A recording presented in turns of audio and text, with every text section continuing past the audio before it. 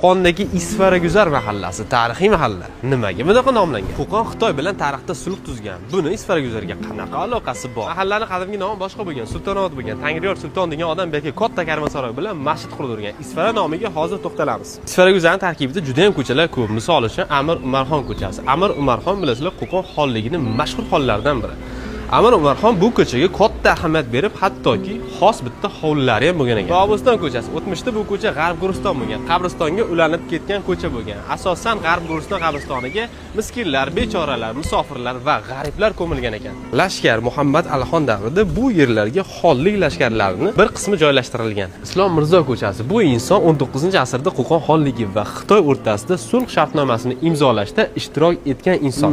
Isfara nomi bo'lsa 1800-yillari Said Olimxon Isfara degan joydan askar yig'adi. Isfarali askarlar chetlarga joylashtiriladi. Yigitlar chetli qiz-juvonlar bilan qovushib tomir otishadi. Shundan beri bu joylarning nomi Isfara bo'lib qolgan. Siz qaysi mahallada yashaysiz? Izohlarda yozib qoldiring. Balkim tarixini yoritarmiz. Amin. Allohu akbar.